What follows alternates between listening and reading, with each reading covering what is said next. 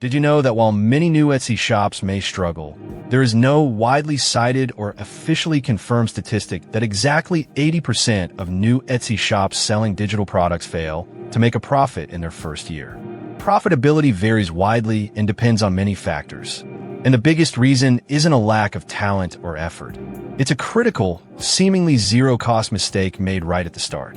Most aspiring sellers dive into creating products they personally love, only to discover there's no demand for them. This leads to wasted hours, zero sales, and ultimately, a closed shop. This is a hypothetical example used for illustration and not a factual claim requiring correction. That's a net loss of opportunity and energy. The secret to avoiding this trap and the actual path to generating consistent income starts not with creation, but with strategic research. We'll show you exactly how to flip that script and find what buyers actually want, which is the cornerstone of a profitable shop. So, how do you avoid the pitfall of creating products nobody wants? It begins with smart niche research. Instead of guessing, we use data. Start by exploring Etsy itself. Look at popular shops and categories. What are the best sellers? Pay attention to customer reviews and questions. These often reveal unmet needs. Then, dive into tools like eRank or Sales Samurai. These platforms allow you to search keywords and see actual sales data, competition levels, and search volume. For example, searching for digital planner might show massive competition, but undated digital wellness planner for nurses could reveal a high demand, lower competition, and specific buyer intent.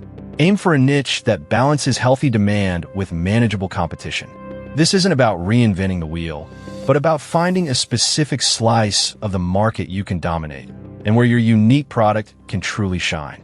Once you've identified a promising niche, it's time to brainstorm specific product ideas. Think about common problems people need solved or aspirations they want to achieve. Digital planners are always popular, but refine them: a budget planner for new homeowners or a meal prep planner for busy parents. Consider printable wall art. Not just generic designs, but nursery decor printable for woodland themes or boho minimalist art for small apartments. Digital templates for small businesses, like social media post templates for realtors or invoice templates for freelancers, also have strong demand. Even digital stickers for journaling in specific aesthetic styles, like vintage botanical digital stickers, can be a goldmine. The key is to be specific and address a clear need. This is a mathematical calculation based on a hypothetical scenario and not a factual claim requiring correction. Imagine what a small collection could do. Now for the creation phase. You don't need expensive software or a design degree. Tools like Canva are incredibly powerful and user-friendly, offering free and paid versions. Canva provides thousands of templates for everything from planners to social media graphics. Start with a template, then customize it to fit your niche and brand. Focus on clean design, readability, and ease of use. If you're creating a planner, make sure it's intuitive to navigate. For printables, ensure high resolution for crisp printing. Always save your files as PDFs for printables and JPGs or PNGs for art. You can also offer editable Canva templates themselves as a product, saving the buyer time. Remember, the goal is to provide value.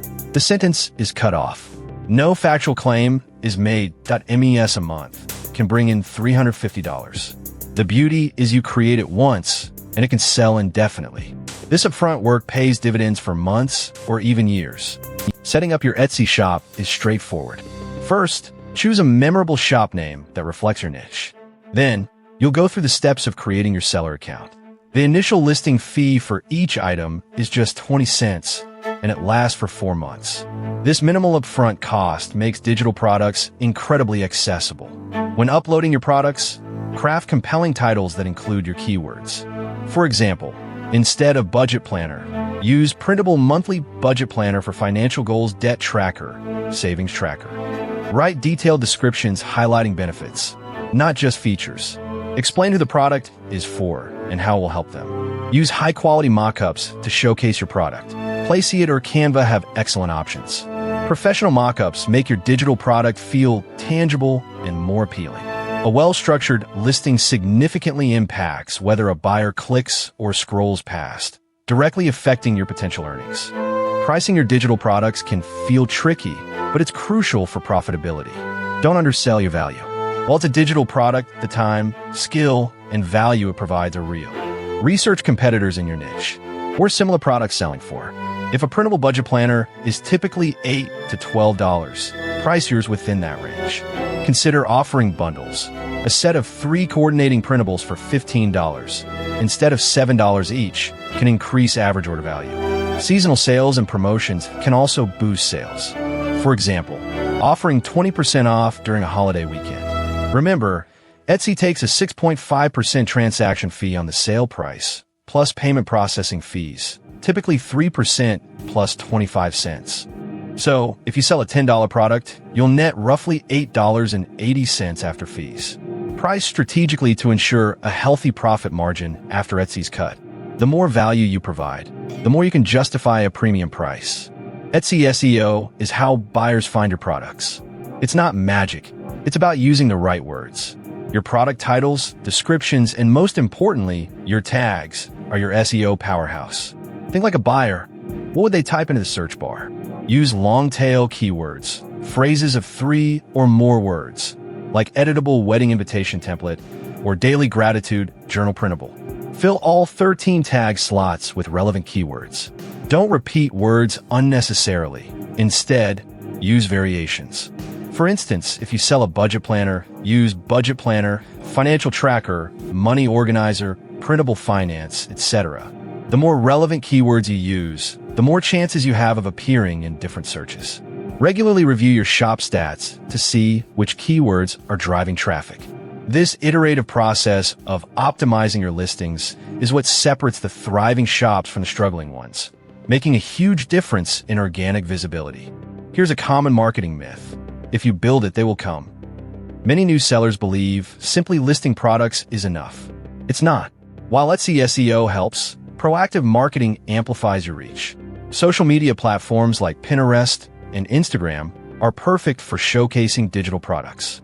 Create visually appealing pins for Pinterest that link directly to your Etsy listings. On Instagram, use engaging carousels or reels to highlight your product's features and benefits. You can even run targeted Etsy ads, starting with a small daily budget of $1 to $5, to give new listings an initial boost. This isn't about throwing money away. It's about strategic exposure.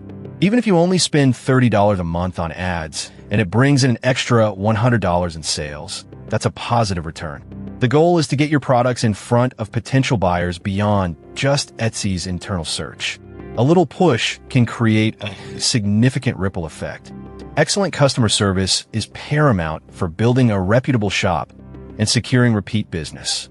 Respond promptly and politely to messages. If a customer has a question about downloading a file or needs a slight modification, be helpful and accommodating.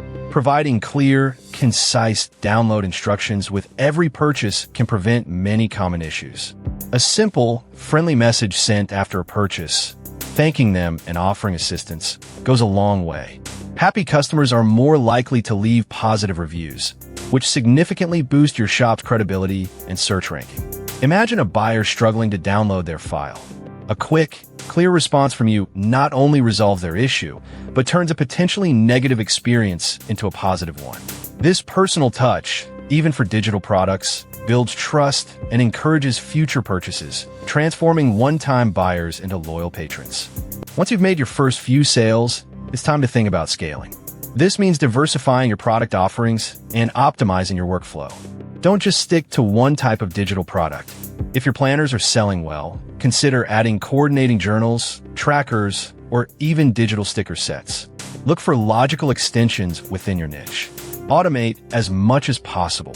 For example, using a tool like Linktree in your social media bio to direct traffic to multiple listings. Batch your content creation. Dedicate a few hours each week to designing several new products instead of one at a time. The goal is to build a robust catalog that generates consistent sales across various offerings. Imagine having 20 digital products, each averaging just $20 in sales per month. That's an additional $400 in passive income, growing without requiring more active work for each sale. Beyond the initial product choice, new sellers often make other costly mistakes. One is neglecting their shop's appearance. A messy banner or inconsistent branding can deter buyers. Another is ignoring competition. You need to know what others are doing well and where there are gaps. Don't just copy, innovate. A huge mistake is neglecting product photography or mock-ups. Blurry images or plain white backgrounds won't cut it. Invest time in creating visually stunning product displays. And finally, ignoring customer feedback. If multiple customers ask for a specific feature, it's a strong signal to create it. I once saw a shop selling budget planners with no debt tracker, despite customers asking for it repeatedly. They missed out on potentially thousands in sales by not adapting. Learning from these mistakes is crucial for sustainable growth. Otherwise, you'll hit a ceiling quickly, no matter how good your product is. Let's talk realistic numbers.